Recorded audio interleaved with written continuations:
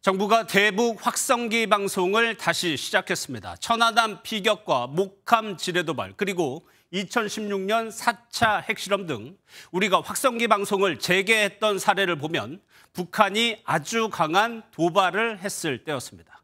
최대 30km까지 들리는 이 방송은 북한 군인은 물론 주민들까지 귀를 기울여 듣는 것으로 알려진 강력한 심리전 도구입니다. 정부가 확성기 방송을 재개한 건 지난 2018년 이후 6년 만입니다. 다만 군은 확성기의 종류나 장소는 공개하지 않았습니다. 북한이 확성기 타격을 위협해 왔던 만큼 정군은 비상근무에 들어갔습니다. 먼저 이기종 기자가 보도합니다. 기동형 확성기 차량에서 고성능 스피커가 올라옵니다. 스피커 방향이 360도 조절되고 작전 지역으로 신속하게 이동할 수 있습니다. 철거됐던 고정형 확성기는 조립과 방송까지 수시간 내에 이루어집니다. 지난주 전방 지역에서 2018년 이후 처음 실시한 자유의 메아리 훈련 모습입니다. 언제든 확성기 방송이 가능하도록 준비한 겁니다.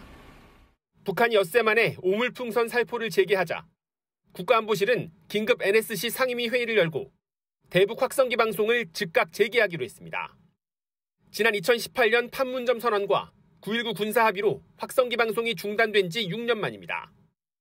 지난 1963년 시작된 대북 확성기 방송은 2004년 노무현 정부 때 처음 중단됐고 남북관계 부침에 따라 재개와 중단이 반복됐습니다. 우리가 취하는 조치들이 북한 정권에게는 감내하기 힘들지라도 북한의 군과 주민들에게는 빛과 희망의 소식을 전해줄 것입니다.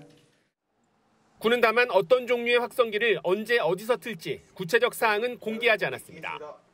북한이 대북 확성기 직접 타격을 위협하는 상황인 만큼 전략적으로 이를 공개할 수 없다는 설명입니다. 이와 관련해 대통령실은 긴장 고조 책임은 전적으로 북한 측에 있다고 경고했습니다.